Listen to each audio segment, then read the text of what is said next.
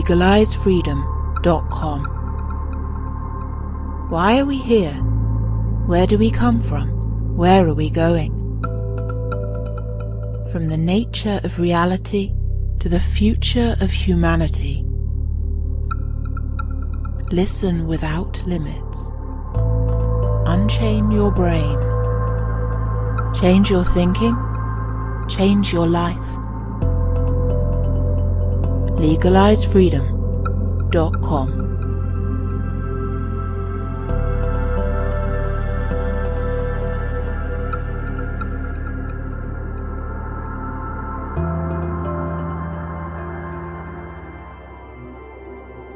Greetings and welcome once again to legalizefreedom.com. I'm your host Greg Moffat, and my guest today is Jasun Horsley, who joins us to discuss his book, The Kubrickon, The Cult of Kubrick, Attention Capture, and the Inception of AI. It's hardly controversial to suggest that the 24/7 mass media matrix in which untold millions are immersed might be doing much more harm than good. But what if this addictive, obsessive diet of gaudily-lit screens and never-ending noise was actually the core of an agenda to mesmerize and manipulate humanity towards much darker ends? With our collective disconnect from reality already well underway, trash culture, sometimes disguised as art, is creating a subspecies for whom the distinction between fact and fiction will soon no longer exist. People with a susceptibility to being programmed or even possessed by outside influences. And the purpose? The harvesting of human sentience for the seeding of machine intelligence. Hello and welcome, Jason. Thank you so much for joining us once again today on legalizefreedom.com. Hello, Greg. Now, Jason, you've got a new book just out, something maybe a little bit of a surprise for those of us that have followed your work for a while, because we weren't sure if we were going to get any more books from you. This one's entitled The Kubrickon, The Cult of Kubrick, Attention Capture, and the Inception of AI. Before we get started, just tell listeners who perhaps are not familiar with your work a little bit about yourself, just where you are at this point in time. Yeah, well, as you mentioned, I wasn't planning to write any more books because I've just moved to Spain, northern Spain, to do what I think is known as homesteading in the US. I don't know what we call it in Britain. It's not really farming as yet, but we do crofting, maybe. Crofting. Small holding. Okay, these are terms that are not familiar to me, nor is the lifestyle. But that's basically my trajectory. Now, I thought my last book was 16 Maps of Hell, which was self-published, with a rough draft of the exit was the footnote to the title, and that sort of speaks for itself. I think that my writing and podcasting career of about 30 years or something has been, certainly with hindsight, but somewhat consciously from the start, has been about mapping hell at all the levels that I could access cognitively, because if you're going to write it down as sentences, you have to have some cognitive access. So yeah, from the personal to the political, the social, the parapolitical, the parasocial, but also the metaphysical, somewhat. I mean, when my early books, I had a pseudonym of Aeolus Cephas, and I did get into metaphysical, but I don't really consider those early books to be very reliable, trustworthy as maps. And in my 40s, I embarked on a new trajectory as a writer, among other things, pretty much with Paper Tiger, I think, and then there was Seen and Not Seen, and Prisoner of Infinity, and Vice of Kings, and Dark Oasis, 60 Maps, and all these books are essentially what I just described there, is trying to get a sense of the landscape, the lay of the landscape, the invisible landscape, to steal a phrase from Terence McKenna, who I don't like or respect, but of malevolence, of organized malevolence, and as a way to extricate myself from complicity with that system, which, as I indicated, is not just, as I see it, not just social or societal, but metaphysical. And by the same token, and what's even harder perhaps is extricate it from myself. So my books and my writing and my speaking and podcasting, and I currently run groups and do one-to-ones. They've all been oriented towards this process of becoming whole. It's just that it became more conscious in the last few years that I was writing because I had to write, and I had to write because something had been put in me or was controlling me that I needed desperately to get free from, and writing was one of the ways that I just instinctively gravitated towards. But it was really a means and not an end. So I don't consider my books or my podcasts particularly of value as artifacts, but as pointers, like as maps by which people can do the work themselves, but also begin the work just by observing closely somebody else who's doing the work, who's been doing it that much longer, let's say. I mean, I presume, if they're not familiar, I mean, most people aren't familiar, I think. There's conspiracy theory, as you know all too well, and there's occultism, and there's various different disciplines or belief systems, but I consider them all pretty much what I call second matrix, which is another, I don't want to go off on another tangent there, but just to sum up there, that my view about these things is the mapping and the exploring and the describing is worthless unless it represents one's own journey to out of hell and back to natural existence. And thereby the work is rooted and grounded in that, so that it's not only effective for myself as a communicator, but also useful to others as something that's practical and experiential rather than just theoretical. Okay, so the Kubrick mentioned in the title of the book is Stanley Kubrick, the film director. People, listeners can't bring the film title to mind. This is the guy, 2001, The Space Odyssey, Clockwork Orange, The Shining, Eyes Wide Shut, just a few examples of his films that were, picked up a more substantial audience. But Kubrick's just one example, really. You're talking throughout the book, and I know you did a lot of your other work about all the collective compounded effects of the culture and media that we're steeped in. What's behind that, where it comes from, what it's for. Regarding Kubrick, you said, I'm paraphrasing you now from the book, central to the thesis of the Kubrickon, and not only are Kubrick's movies not what they seem, but they are also not what a growing consensus of Kubrick revisionists claim they are. This is only a deeper, darker level of seeming a second matrix, which again you've just referred to. So why did you select Kubrick as a kind of as an example on which to hang your other concepts and ideas? Is it just because he was such a, in some ways, extreme example of some of the phenomena that you're speaking about in culture? Well, you just gave an introduction of Kubrick, and it occurred to me that if ever the phrase "this man needs no introduction" applied, it would be with Kubrick. Like, you can't really avoid having heard about Kubrick and even having some opinion about him if you're in the Western world, certainly if you're into mass media, anyway, culture.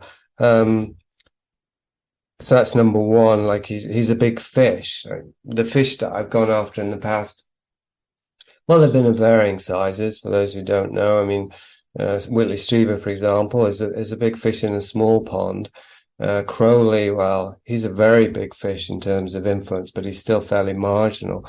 Kubrick's just a big fish in a big pond. He's a worldly influence. Like, he's considered one of two or three most influential filmmakers, and cinema film is considered the most influential art form of the 20th century. I mean, it's recognized as such. So, and to me, most influential means most effective and most useful as propaganda.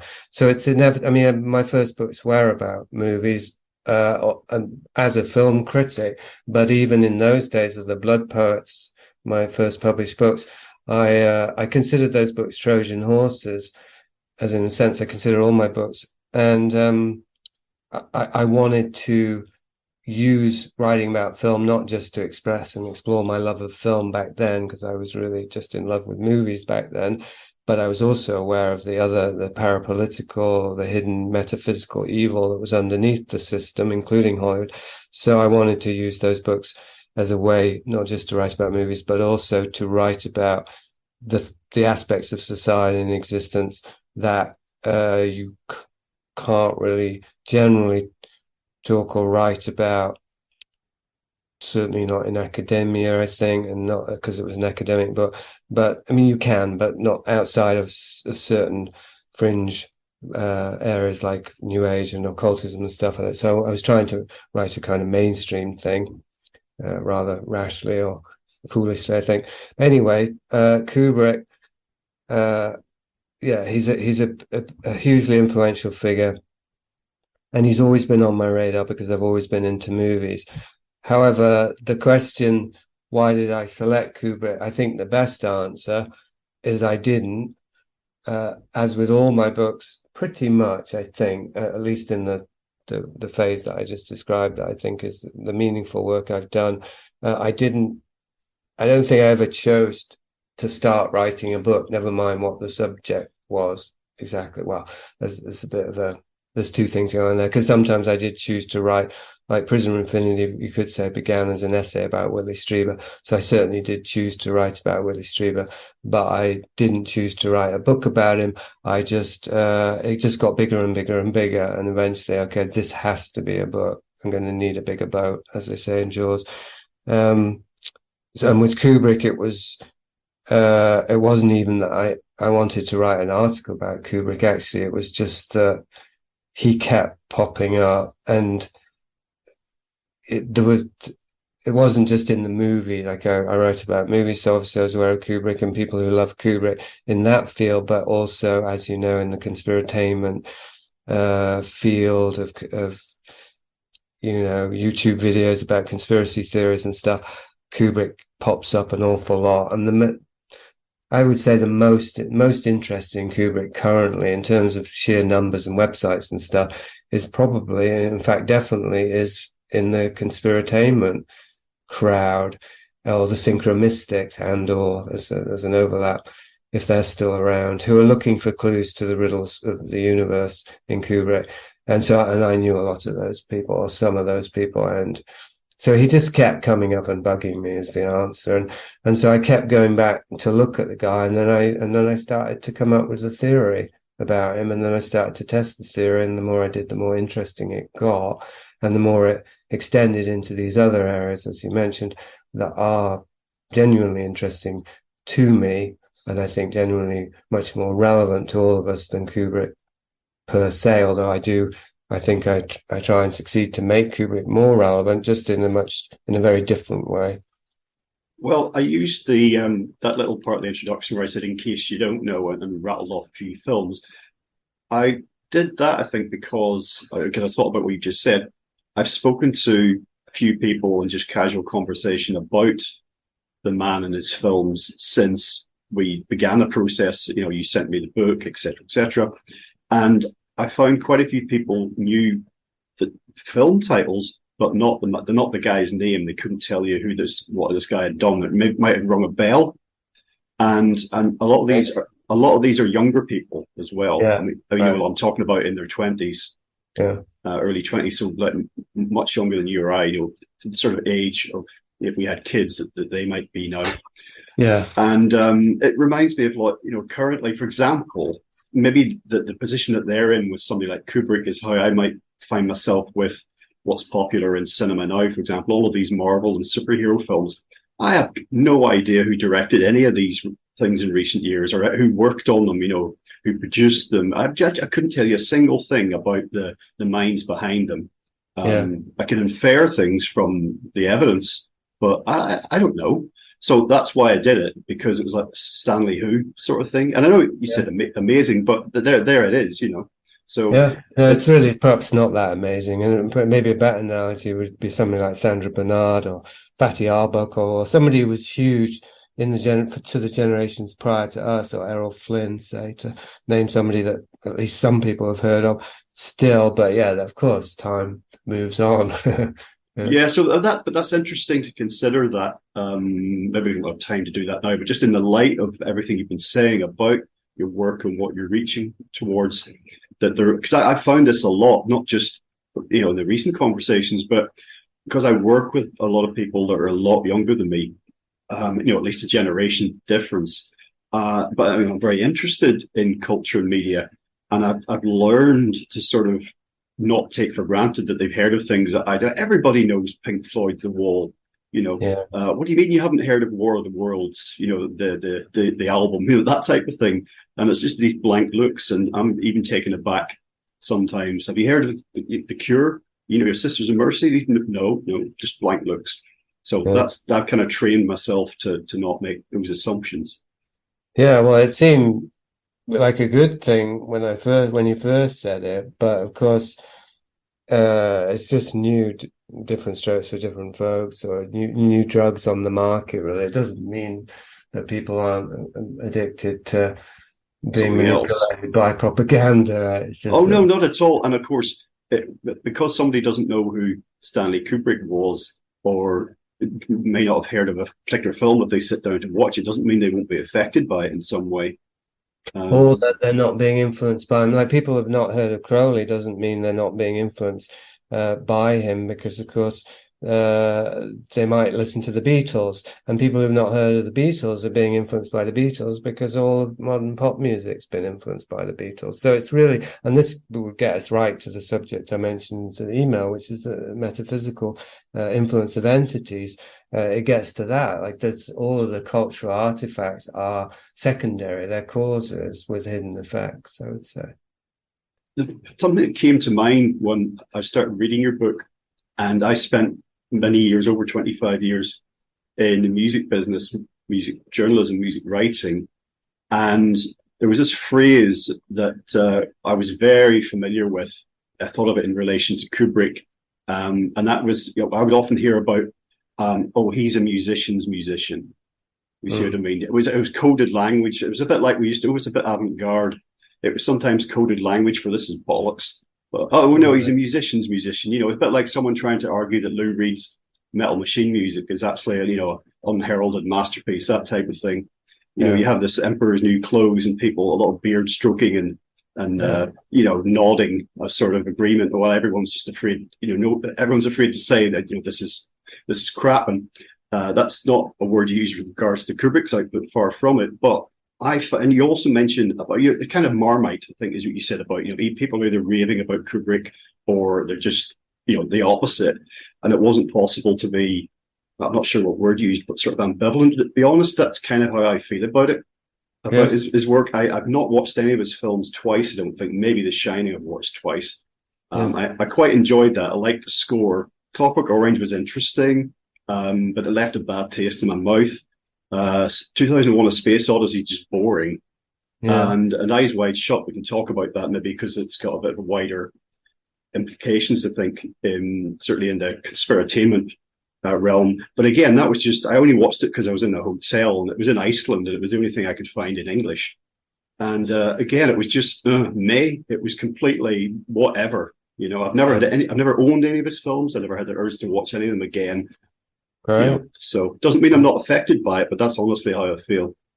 No really strong feelings. Yeah, well, to my mind, as you maybe know from reading the book, that's a healthy response to Kubrick, and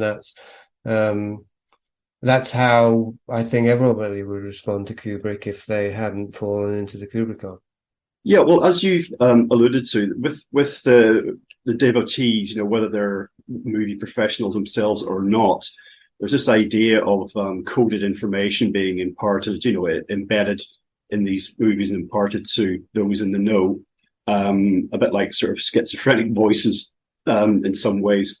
And it's like being a member of a secret society, I'd imagine, in some of these chat rooms and boards and whatnot.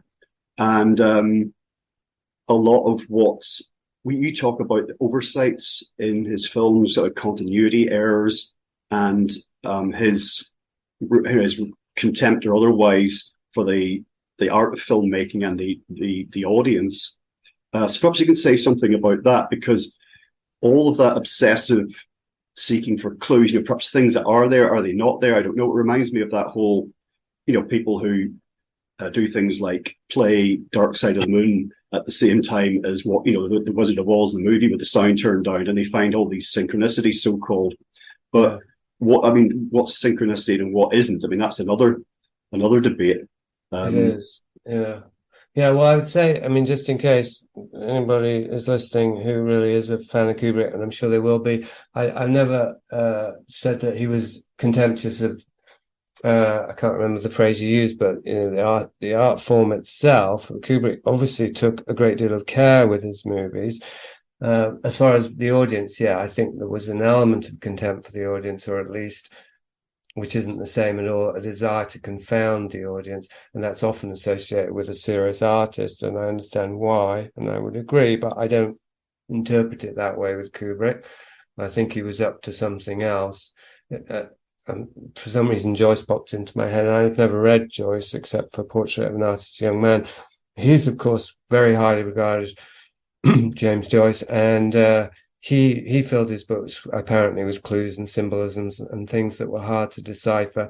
And he is considered by the people who get Joyce, or at least claim to, sort of, I don't know if you'd say the writer's writer, but kind of the uber writer, like he's doing something that other writers didn't even attempt. And so that's the general view of Kubrick, at least among filmmakers, I think, but also among these synchronistic types. That he was attempting something and succeeding at something that other filmmakers and other films don't do. And there I agree. However, as far as what he was involved in, I disagree. First of all, I don't think it was him individually. I think he was part of some sort of think tank, and that him and his films were being used instrumentally to further this agenda, which was the creation of artificial intelligence through harvesting of audience attention capture. And secondly, that the movies themselves weren't meant as ordinary movies or works of art. They were meant to be disguised as that, and they were definitely meant to be received as that. And this is where we get the Emperor's New Clothes thing coming in, that there was a major part of the Kubrickon is persuading masses of people, but mainly the gatekeepers and the intelligentsia. And now we have the lower level on the internet who are just self-appointed, not exactly gatekeepers, but they're defining the narrative around Kubrick, or trying to get these people to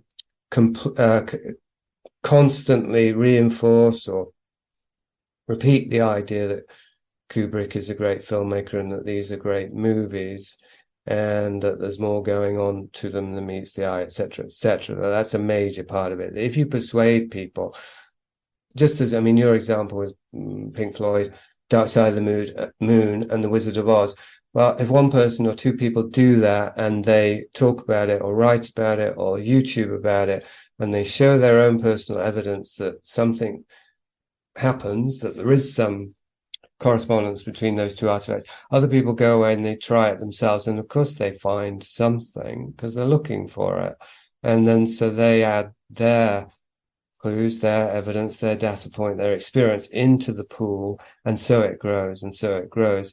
So yeah, how much are synchronicities just there innate in the material, and how much are they generated by the perception of the viewer, and not in some quantum mechanics way of shaping reality, although that's a blurry line, but just in the sense of, if you look, you will find, and you will, because you're looking through a particular lens, you're looking for meaning, and so you are more likely to find meaning, because I mean, I don't know if I need to explain it, right? You're just trying to interpret everything. So if you try hard enough to interpret the coincidence between an image and a note on an album, you will discover things. But this is one of the points I had about synchromysticism, and even the idea of synchronicity. If the meaning of these clues is that the universe, more than the universe, but let's just keep it material, is sentient and intelligent and designed, which any idiot can see, frankly, even Richard Dawkins has to allow that, then it's going to be throughout. You're going to find meaning absolutely everywhere, because that's the nature of existence, is meaning. So what is that? It's a wild goose chase where you're surrounded by wild geese, right? All you're going to find is wild geese, but it's still a wild goose chase, because you don't need to chase wild geese if you're on a wild goose farm. I'm going to leave it there because I did have more to say, but that just seems suitably irreverent, I think. Well, it's also about assigning meaning as well as it somehow being inherent. Maybe that's something that I never really did, which was I never watched any of Kubrick's films, for example. Well, I wouldn't have had, when I first saw them, I wouldn't have had any information that would lead me to do this. I wasn't looking for anything in particular, very much absolutely face value, which is why I found Space Odyssey to be boring. Exactly. I would say that's right. If you look at Kubrick's movies at face value as movies, the way you would go to Jaws, you come away dissatisfied, and rightly. But so people have to watch them over and over again, or at least twice, 3 times, to get them, in quotes. Right? So that's a big clue. It's not just the standard line is, oh well, he was ahead of his time. He's doing something that you don't, right? And he's disrupting the normal patterns of cathartic entertainment. Let's say, okay, fair enough. There is a reason to do that. I was never into Beckett or Pinter or these guys, but whatever. I understand there's something they're trying, but that's too standard, I would say. The fact remains that his movies don't really work very well. From 2001 on, even Dr. Strangelove, in a way, they don't really work that well the way that movies are supposed to work. Now, I'm not saying that that's like, I'm not saying that Jaws is harmless just because it works on this surface level as entertainment. Of course not. It's still serving to infiltrate, and corrupt us, let's say, or influence us. But Kubrick, I guess he was after higher game. And there's something there that is very central to my argument, which is that you have to, and it's in the art world, and you were kind of circling around it with the Lou Reed analogy. You have to persuade yourself to believe something that instinctively is untrue. You have to reconfigure your perceptions to enjoy a Kubrick movie. Why? Why would you do that? Yeah, and again, paraphrasing from the book, the commonplace about Kubrick films is that they do not fare well on first sight. The fact is that all of Kubrick's films require more than one viewing, which I personally, as I said, haven't given to them. And this, what I'm about to say now, might also be something from the book, but why isn't there then the instinctive rejection that you get with heroin or whatever, even with tobacco and alcohol? I mean, I've never smoked, but I like a drink from time to time. But I didn't touch the stuff until I was 20, and I really had to teach myself how to do alcohol, as it were, to get to the point where it was like actually looking forward to having some. So I just wonder why there isn't that instinctive rejection, or maybe there is at some level. Yeah, but people persist for whatever reason. Yeah, well, yes. What you're describing is the instinctive rejection. As I say, you watch the movie and you think, "What's going on? What is it? This isn't doing what I wanted." So you smoke a cigarette and you go, "Oh, it's made me feel sick." But if you've got all your friends and stuff telling you, "No, keep trying. It's great. Smoking's great," you want to be part of the club, so you keep trying until you get over that natural reaction, aversion, and you end up addicted. I would say that.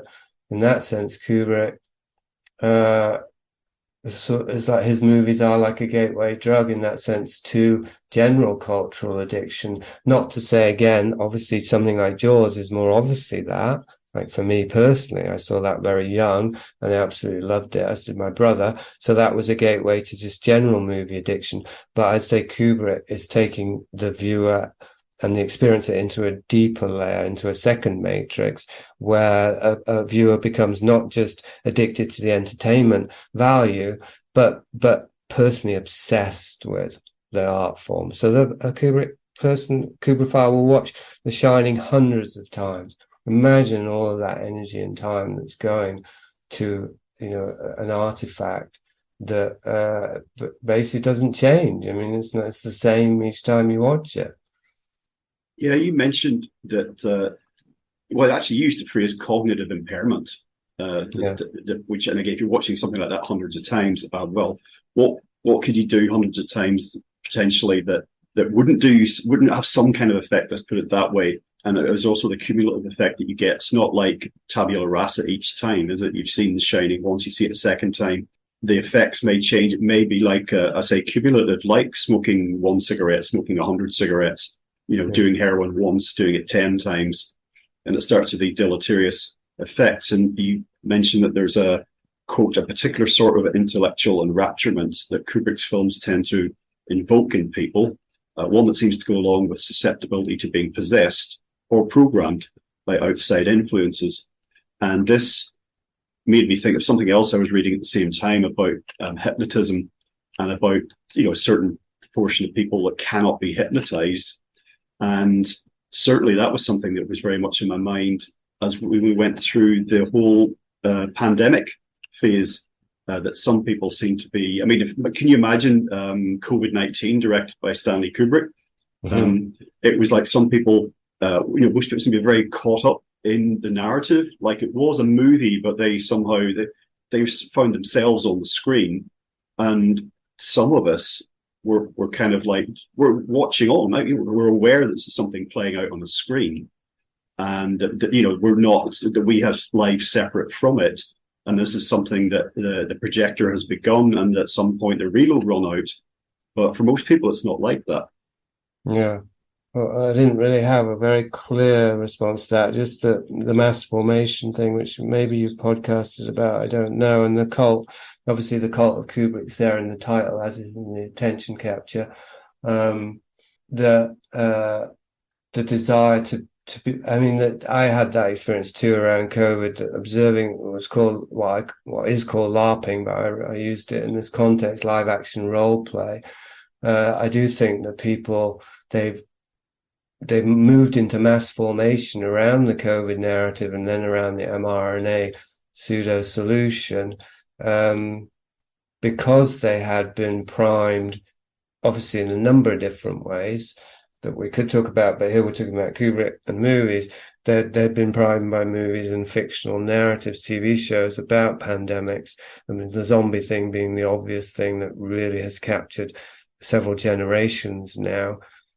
But there's not an obvious correlation between COVID and zombies, but there's plague at least. And the response is the state of emergency and the martial law and the clampdown and that kind of the response thing. It did seem to me very much so that people were. I'll finish the sentence first, but I was just seeing the irony of this, that they were enjoying being immersed in a fake narrative, because I would say it was fake, most of the COVID stuff, or at least it was misrepresented. What I was going to say, but I know the irony that occurred to me, maybe that's enough about that. They just got swept into it. So it wasn't simply fear, it was the enjoyment of dramatizing the fear and stepping up as citizens and conscientious people, whatever, they were motivated by a desire to be virtuous and seen as virtuous and to engage in this collective drama of the crisis. But the irony that occurred to me here was that most of what these people were doing to show that they were on board, that they were participating in the grand drama and being responsible citizens, were staying at home and watching TV and movies and scrolling on their phones. Right? So it's very symmetrical. I think there's a great deal in that example. And it brings together the third thing in the subtitle, which is the inception of AI. So we've got, on the one hand, you've got the cult of Kubrick, can be the cult of COVID. Just take your pick. Everything is cults, essentially, in terms of masses form around some belief and they signal back and forth, we believe the same, and they reinforce it, like I was saying about smoking. And then you have the attention capture, which obviously there's no cult of Kubrick or COVID or anything without capturing people's attention, but those two things feed into each other. Like the more attention is captured, the bigger the cult, the more attention's being captured. And then the third thing, which isn't obviously connected, is the inception of AI. And I just connected it in the analogy and it's more and more apparent that people who have masses that are forming into cults and having their attention captured around whatever image or narrative or belief system it is, they're doing so more and more on the internet and on their devices. And that's where AI is feeding, is being informed, is being infused, is gathering data. I mean, it's a bit difficult to talk about AI as an it, but the machinery the hardware, the software, the devices, and the internet itself as this system, soft system, because it's 5G now, so it's in the whole ecosphere. Maybe that it is gathering data and directing it, harvesting. I'm not sure what would you say, concentrating it into something that is potentially moving towards sentience, or moving towards at least some simulation of what people will accept as artificial intelligence. That concludes part 1 of our interview. Part 2 will be available soon in the subscribers area at legalizefreedom.com. Legalizefreedom.com